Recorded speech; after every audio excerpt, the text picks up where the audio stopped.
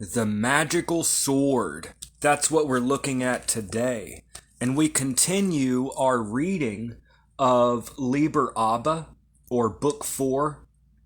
And I'm going to include a link in case anyone wants to buy a copy. I'm going to include a link. This is one of those occult classics. So today we are reading about the magical sword, which represents the reason of the magician. So this is part 2, chapter 8, the sword. The word of the Lord is quick and powerful, and sharper than a two-edged sword. As the wand is Chokmah, the will, the father, and the cup, the understanding, the mother, Binah, so the magic sword is the reason, the son, S-O-N, the sixth sephirot of the Ruach. And we shall see that the panticle corresponds to Malkut, the daughter. The magic sword is the analytical faculty. Directed against any demon it attacks, his complexity. Only the simple can withstand the sword. I'm going to repeat that. The magic sword is the analytical faculty. Directed against any demon, it attacks his complexity. Only the simple can withstand the sword. As we are below the abyss, this weapon is then entirely destructive. It divides Satan against Satan. It is only in the lower forms of magic, the purely human forms, that the sword has become so important a weapon. A dagger should be sufficient. But the mind of man is normally so important to him that the sword is actually the largest of his weapons. Happy is he who can make the dagger suffice. The hilt of the sword should be made of copper. The guard is composed of the two crescents of the waxing and the waning moon, back to back. Spheres are placed between them, forming an equilateral triangle with the sphere of the pommel. The blade is straight, pointed, and sharp, right up to the guard. It is made of steel to equilibrate with the hilt, for steel is the metal of Mars, as copper is of Venus. Those two planets are male and female, Mars and Venus. Those two planets are male and female, and thus reflect the wand and the cup, though in a much lower sense. The hilt is of Venus, for love is the motive of this ruthless analysis. If this were not so, the sword would be a black magical weapon. So the hilt is of Venus, for love is the motive of this ruthless analysis. If this were not so, the sword would be a black magical weapon. The pommel of the sword is in Dot. The guard extends to Chesed and Geburah. The point is in Malkut. Some magi make the three spheres of lead, tin, and gold respectively. The moons are silver, and the grip contains quicksilver, thus making the sword symbolic of the 7 planets. But this is a fantasy and affection. Whoso taketh the sword shall perish by the sword is not a mystical threat, but a mystical promise. It is our own complexity that must be destroyed, and our own logic and reason and theories. Here is another parable. Peter, and Peter means stone, Petra, stone. If you look at the Greek source of Peter, Petra, stone. Here is another parable. Peter, the stone of the philosophers, cuts off the ear of Malchus, the servant of the high priest. The ear is the organ of spirit. In analysis, the spiritual part of Malkut must be separated from it by the philosophical stone.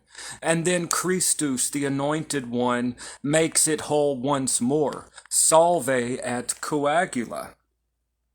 To dissolve and to coagulate in Latin. It is noticeable that this takes place at the arrest of Christ, who is the Son, the Ruach, immediately before his crucifixion. The Calvary cross should be of 6 squares, an unfolded cube, which cube is this same philosophical stone. Meditation will reveal many mysteries which are concealed in this symbol. And of course, the cube is composed of 6 squares, which is the Ruach and the Tiferet and the Sun. Okay, the sword or dagger is attributed to air, all wandering, all penetrating, but unstable, not a phenomenon subtle like fire, not a chemical combination like water, but a mixture of gases. The footnote: the oxygen in the air would be too fierce for life. It must be largely diluted with the inert nitrogen. The rational mind supports life, but about 79% of it not only refuses itself to enter into combination, but prevents the remaining 21% from doing so. Enthusiasms are checked. Psychologically speaking, enthusiasms are checked. The intellect is the great enemy of devotion. One of the tasks of the magician is to manage somehow to separate the oxygen and nitrogen in his own mind, to stifle 4/5 so that he may burn up the remainder, a flame of holiness, but this cannot be done by the sword. That's the end of the footnote. The sword, necessary as it is to the beginner, is but a crude weapon. Its function is to keep off the enemy, or to force a passage through them. And though it must be wielded to gain admission to the palace, it cannot be worn at the marriage feast. One might say that the panticle is the bread of life, and the sword the knife which cuts it up. One must have ideas, but one must criticize them. The sword, too, is that weapon with which one strikes terror into the demons and dominates them. One must keep the ego lord of the impressions. One must not allow the circle to be broken up by the demon. One must not allow any one idea to carry one away, intellectually speaking. It will readily be seen how very elementary and false all this is, but for the beginner it is necessary. Oh, but for the beginner it is necessary. In all dealings with demons, the point of the sword is kept downwards, and it should not be used for invocation. It is taught in certain schools of magic. If the sword is raised towards the crown, like in the Ace of Swords, if the sword is raised towards the crown, it is no longer really a sword. The crown cannot be divided, Keter. Certainly the sword should not be lifted. The sword may, however, be clasped in both hands and kept steady and erect. The sword may, however, be clasped in both hands and kept steady and erect, symbolizing that thought has become one with the single aspiration and burnt up like a flame. This flame is the Shin, the Ruach Elohim, not the mere Ruach Adam, the divine and not the human consciousness. The magician cannot wield the sword unless the crown is on his head. Those magicians who have attempted to make the sword the sole or even the principal weapon have only destroyed themselves, not only the destruction of combination, but by the destruction of division. The footnote: it should be noted that this ambiguity in the word destruction has been the cause of much misunderstanding. Salve is destruction, but so is coagula. The aim of the magus is to destroy his partial thought by uniting it with the universal thought, not to make a further breach and division in the whole. That's the end of the footnote. Weakness overcomes strength.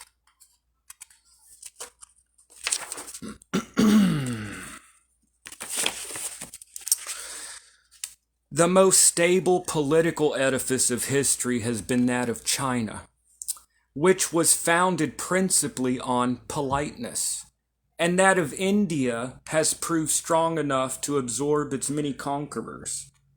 The Brahmin caste is not so strict as that of the heaven-born Indian civil service. End of the footnote. The sword has been the great weapon of the last century. Every idea has been attacked by thinkers, and none has withstood attack. Hence civilization crumbles. No settled principles remain. Today all constructive statesmanship is empiricism or opportunism. It has been doubted whether there is any real relation between mother and child, any real distinction between male and female. The human mind in despair, seeing insanity imminent in the breaking up of these coherent images, has tried to replace them by ideals which are only saved from destruction at the very moment of their birth by their vagueness. The will of the king was at least ascertainable at any moment. Nobody has yet devised a means for ascertaining the will of the people, of the masses. All conscious willed action is impeded. The march of events is now nothing but inertia. Let the magician consider these matters before he takes the sword in his hand.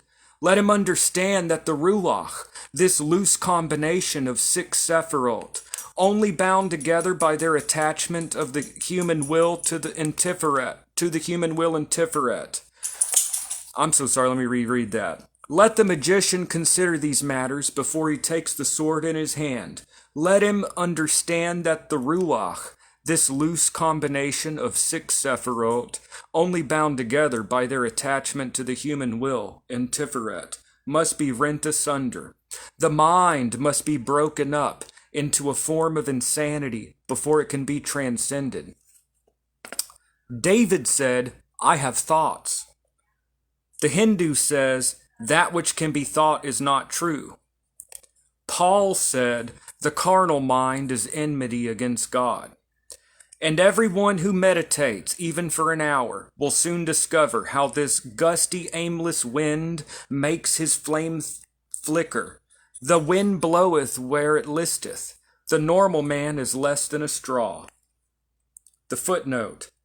But as it is said, similia similibus curantur, the Latin like cures like, we find this Ruach also the symbol of the Spirit. Ruach Elohim, the Spirit of God, is 300 in Gematria, the number of the holy letter Shin, as this is the breath, which by its nature is double, the 2 edges of the sword. The letter H symbolizes breath, and H is the letter of Aries, the house of Mars, of the sword, and H is also the letter of the mother. This is the link between the sword and the cup. The end of the footnote.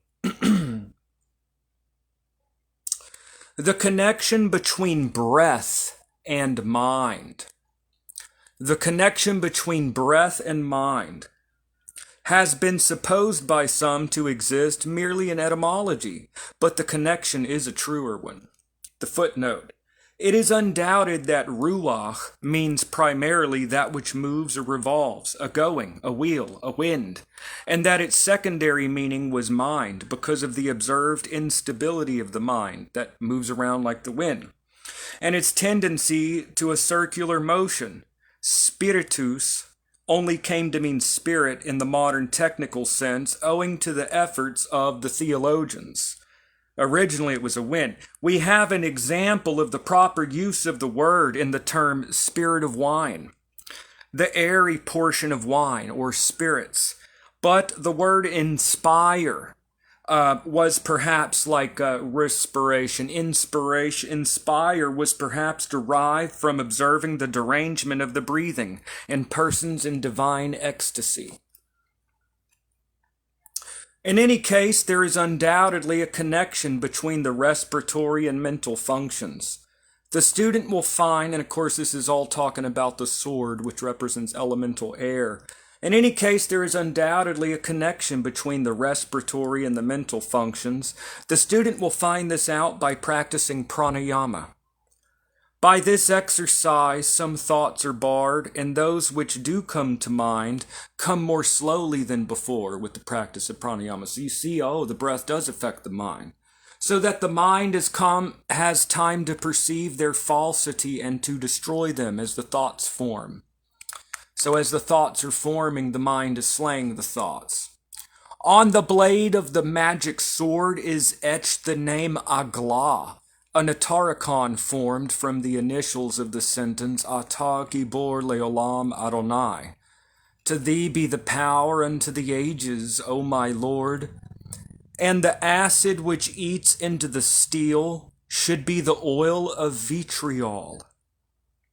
Vitriol is a Natarikon of visita interiora terrae, rectificando invenies occultum lapidem.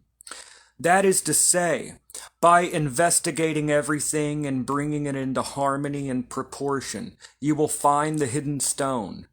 The same stone of the philosophers of which mention has already been made, which turns all into gold. This oil, which can eat into steel, is further that which is written, Liber 65:116, as an acid eats into steel, so am I unto the spirit of man.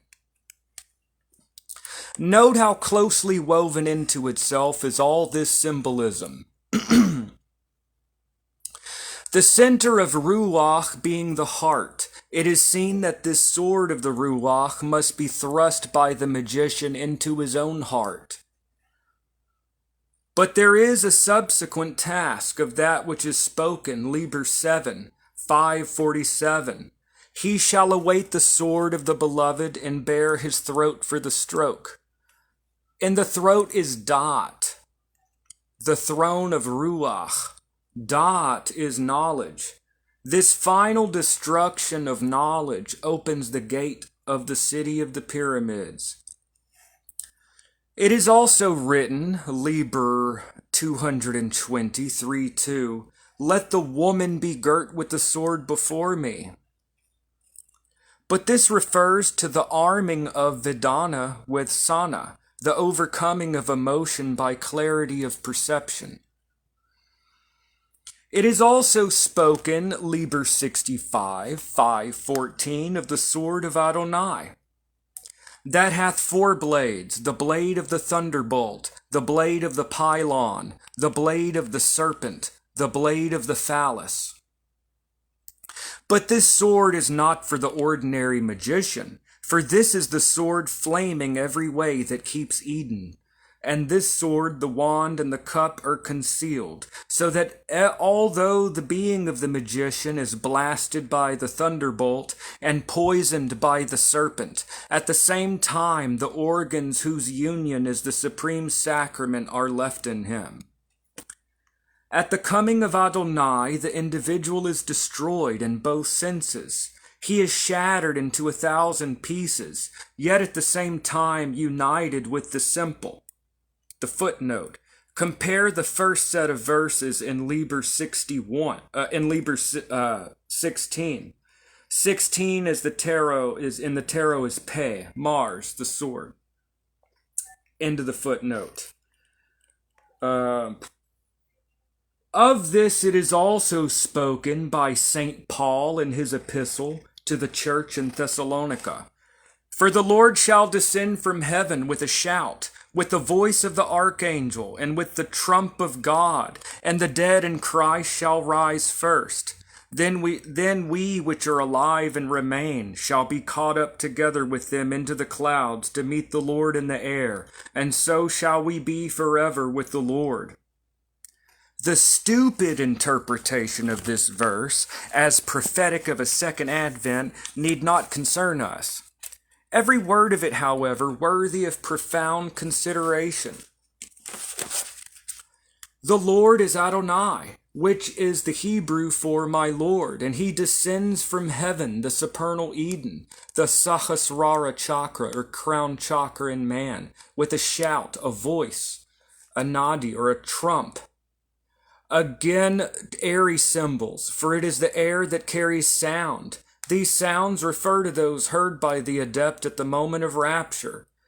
This is most accurately pictured in the tarot trump called the angel, Israfel, that calls us to awakening. This is most from death to a life. This is most accurately pictured in the tarot trump called the angel, which corresponds to the letter Shin, the letter of spirit and of breath. The whole mind of man is rent by the advent of Adonai, and it is at once caught up into union with him in the air, the Ruach. Note that etymologically the word sun, together with, is the Sanskrit sam, and the Hebrew Adonai is the Sanskrit adhi. The phrase together with the Lord is then literally identical with the word samadhi, which is the Sanskrit name of the phenomenon described by St. Paul. This union of the ego and the non-ego, subject and object, this chemical marriage, and thus identical with the symbolism of the rosy cross under a slightly different aspect. And since marriage can only take place between one and one, it is evident that no idea can thus be united unless it is simple. Hence every idea must be analyzed by the sword. Hence too there must only be a single thought in the mind of the person meditating. One may now go on to consider the use of the sword in purifying emotions and perceptions. The footnote. This passage uses English terms, emotions, perceptions, tendencies, for 3 of the 5 Buddhist skandhas, Pali tendencies. Okay, into the footnote. It was the function of the cup to interpret the perceptions by the tendencies. The sword frees the perceptions from the web of emotion. The perceptions are meaningless in themselves, but the emotions are worse, for they delude their victim into supposing them significant and true. Every emotion is an obsession. The most horrible of blasphemies is to attribute any emotion to God in the macrocosm, or to the pure soul in the microcosm. How can that which is self-existent, complete, be moved? It is even written that torsion about a point is iniquity. But if the point itself could be moved, it would cease to be itself, for position is the only attribute of the point. The magician must therefore make himself absolutely free in this respect. It is the constant practice of demons to attempt to terrify, to shock, to disgust, to allure. Against all this he must oppose the steel of the sword. If he has got rid of the ego idea, this task will be comparatively easy. Unless he has done so, it will be almost impossible. So says the Dhammapada. Me he abused, and me he beat. He robbed me, he insulted me. And whom such thoughts find harborage, hatred will never cease to be. And this hatred is the thought which inhibits the love whose apotheosis is samadhi. But it is too much to expect the young magician to practice attachment to the distasteful. Let him first become indifferent. Let him endeavor to see facts, as simply as he would see them if they were historical. Let him avoid the imaginative interpretation of any facts. Let him not put himself in the place of the people of whom the facts are related, or if he does so, let it be done only for the purpose of comprehension. Sympathy, indignation, praise, and blame are out of place in the observer. The footnote. It is true that sometimes sympathy is necessary to comprehension. End of the footnote. No one has properly considered the question, so it's talking about the purification of the intellect, the purification of the mind. If we are to make ourselves a true vessel of the Most High, or the Holy Guardian Angel, or the Divine Spark at the core of our being, if we're going to be a true vessel to manifest our true will or purpose in this life, we have to purify the thoughts, the emotions, purify the mind. This is a purification of the temple, symbolically speaking, the purification of the intellect, okay? Purifying, making our thoughts, our analysis, our thinking, our analytical faculty that analyzes the world, more clear thinking to perceive truly the world. Okay, so anyways, back to this. All right. No one has properly considered the question as to the amount and quality of the light afforded by candles made by waxed Christians. Who has any idea which joint of the ordinary and missionary is preferred by Epicurus? It is only a matter of conjecture that Catholics are better eating than Presbyterians. What, Crowley? What is Aleister Crowley saying? Talking about what? I'm sorry, I haven't. Yes, I've read through this before, but it's been a while. Let me reread that. What'd you say, Crowley? No one has properly considered the question. Oh, he's talking about through intellect. And, okay. No one has properly considered the question as to the amount and quality of the light afforded by candles made by waxed Christians. Who has any idea which joint of the ordinary missionary is preferred by Epicurus? It is only a matter of conjecture that Catholics are better eating than Presbyterians, yet these points and their kind are the only ones which have any importance at the time when the events occur. Nero did not consider what unborn posterity might think of him, and it is difficult to credit cannibals with the calculation that the recital of their exploits will induce pious old ladies to replenish their larder. Very few people have ever seen a bullfight. One set of people goes for excitement, another set for the perverse excitement which real or simulated horror affords. Very few people know that blood freshly spilled in the sunlight is perhaps the most beautiful color that is to be found in nature. It is a notorious fact that it is practically impossible to get a reliable description of what occurs at a spiritualistic seance. The emotions cloud the vision. Only in the absolute calm of the laboratory, where the observer is perfectly indifferent to what may happen, only concerned to observe exactly what that happening is, to measure and to weigh it by means of instruments capable of emotion, can one even begin to hope for a truthful record of events. Even the common physical basis of emotion, the senses of pleasure and pain, lead the observer infallibly to err. This though they be not sufficiently excited to disturb his mind. Plunge one hand into a basin of hot water, the other into a basin of cold water, then both together into a basin of tepid water. The one hand will stay hot, the other cold.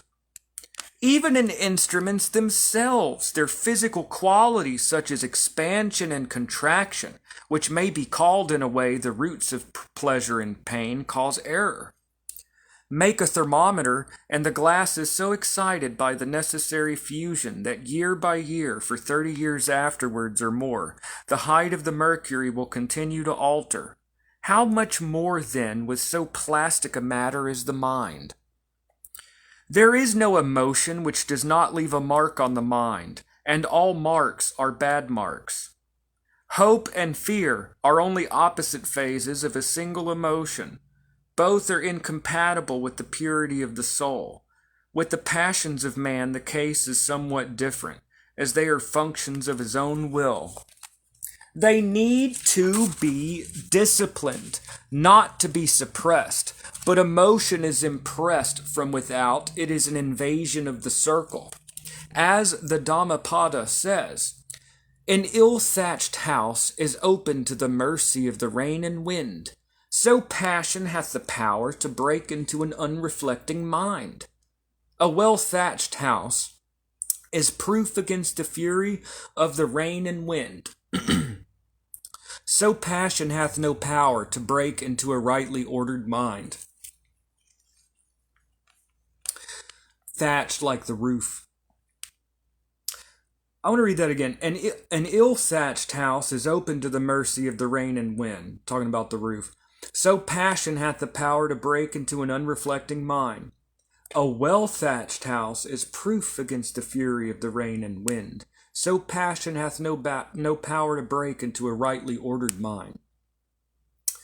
Let the student practice observation of those things which normally would cause him emotion, and let him, having written a careful description of what he sees, check it by the aid of some person familiar with such sights. Surgical operations and dancing girls are fruitful fields for the beginner. In reading emotional books, such as are inflicted on children, let him always endeavor to see the events from the standpoint opposite to that of the author. Let him not as mental practices. Let him to free the mind from like false ideas or whatever as mental exercises, to learn to free the mind from certain viewpoints. In reading emotional books, such as are inflicted on children, let him always endeavor to see the event from the standpoint opposite to that of the author that they're trying to convey. Try to force yourself to see it from what they're trying to make you see it. So you're like freeing your mind from propaganda in that way. Yet endeavor to see the event from the standpoint opposite to that of the author. Yet let him not emulate the partially emancipated child who complained of a picture of the Colosseum, that there was one poor little lion who hadn't gotten any Christian, except in the first instance, talking about the Colosseum. Adverse criticism is the first step. The second must go further. Having sympathized sufficiently with both the lions and the Christians, let him open his eyes to that which his sympathy has masked hitherto, that the picture is abominably conceived, abominably composed, abominably drawn, and abominably colored, as it is pretty sure to be. Let him further study those matters in science or in art who have observed with minds untinctured by emotion. Let him learn to detect idealizations, to criticize and correct them. Let him understand the falsehood of Raphael, of Watteau, of Leighton, of Bourgereau. Let him appreciate the truthfulness of John, of Rembrandt, of Titian, of O'Connor. Similar studies in literature and philosophy will lead to similar results, but do not let him neglect the analysis of his own emotions, for until these are overcome, he will be incapable of judging others. Until you can control your own emotions, you can't adequately judge the external. The strict way of doing this by meditation is Mahasatipatthana. But it should be aided in every moment of life by endeavoring to estimate occurrences as their true value. Their relativity in particular must be carefully considered. Your toothache does not hurt anyone outside a very small circle. Your toothache does not hurt anyone outside a very small circle. Floods in China mean to you nothing but a paragraph in the newspaper. The destruction of the world itself would have no significance in Sirius.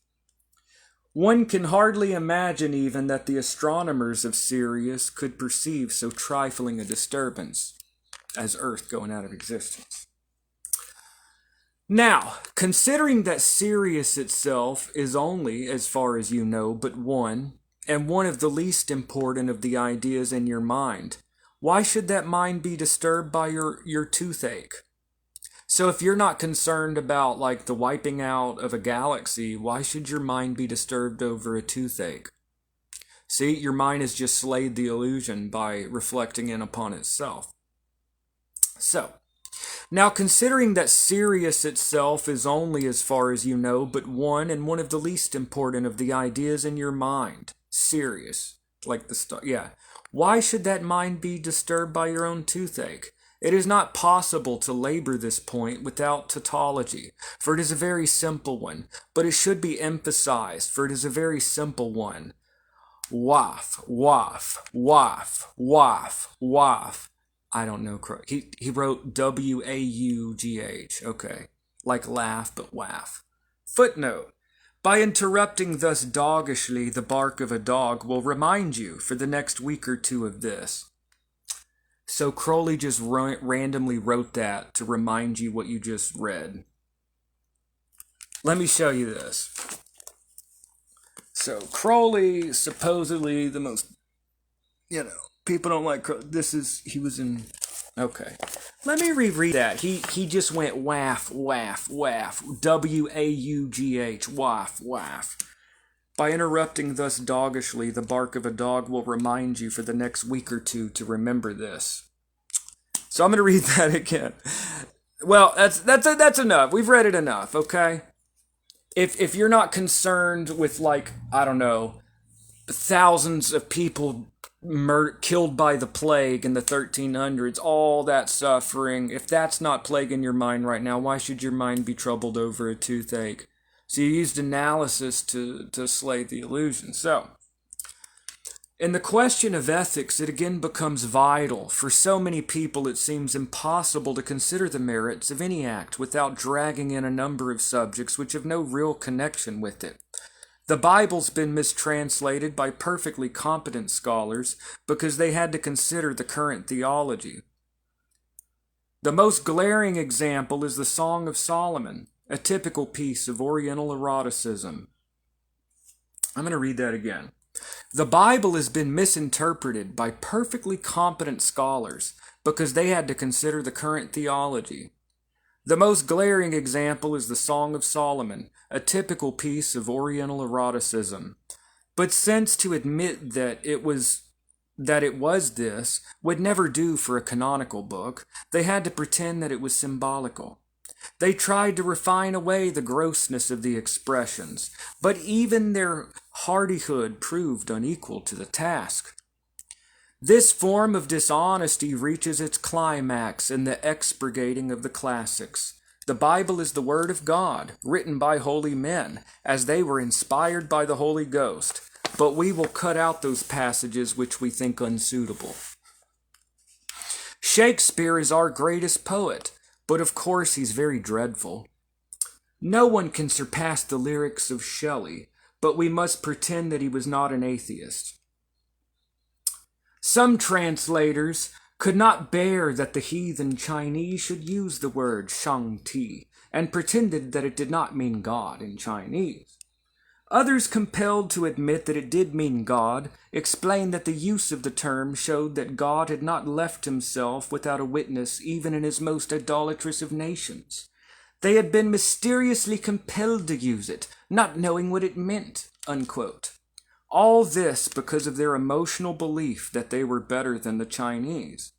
So prejudices cloud the mind, as clouds can cloud, cloudy. The intellect. We need to see clearly, okay? By doing away with prejudice. By analysis of every thought with its opposite. Balance every thought with its opposite. Their union is the destruction of illusion. Balance every thought with its opposite. Balance every opinion with the opposite opinion. Their union is the destruction of illusion. The most dazzling example of this is shown in the history of the study of Buddhism. The early scholars simply could not understand that the Buddhist canon denies the soul, regards the ego as a delusion caused by a special faculty of the diseased mind, could not understand that the goal of the Buddhist, Nibbana, was in any way different from their own goal, heaven, in spite of the perfect plainness of the language in such dialogues as those between the Arahat Nagasena and King Milinda. And their attempts to square the text with their preconceptions will always stand as one of the great follies of the wise. Again, it is almost impossible for the well-mannered Christian to realize that Jesus Christ ate with his fingers. Again, it is almost impossible for the well-mannered Christian to realize that Jesus Christ ate with his fingers. The temperance advocate makes believe that the wine at the marriage feast of Cana was non-alcoholic, like Welch's grape juice. Jesus is being censored. It is a sort of mad syllogism. Surely it was non-alcoholic. Nobody whom I respect does this. I respect so-and-so. Therefore, so-and-so did not do this. The moralist of today is furious when one points to the fact that practically every great man in history was grossly and notoriously moral. Damn, Crowley. Enough of this painful subject. As long as we try to fit facts to theories instead of adopting the scientific attitude of altering the theories when necessary to fit the facts, we shall remain mired in falsehood. So we got to stop making our views of the world fit our preconceived ideas. We have to be able to rearrange our views to match events instead of trying to match what we're hearing and seeing to fit what we already think. We have to be open to new information. As long as we try to fit facts to theories instead of adopting the scientific attitude of altering the theories when necessary to fit the facts, we shall remain mired in falsehood. The religious taunt the scientific man with his open-mindedness, with this adaptability. Tell a lie and stick to it is their golden rule of the religious. There is no need to explain to even the humblest student of the magic of light to what this course of action tends. Whether Genesis be true or geology true, a geologist who believes in Genesis will go to Gehenna. Ye cannot serve God and Mammon. And that is the end of the chapter on the sword. And we will continue and with the next video. So, more stuff to come, y'all. Lots of stuff to come. I'm going to leave a link. This is one of those occult classics. We are doing some of these readings, okay? We're reading Magick, okay? And that was part 2. On the magical sword, okay? So we're going to keep going with some of these readings, y'all, and I will see y'all in the next video. All right, have a great day, everyone. See y'all in the next video.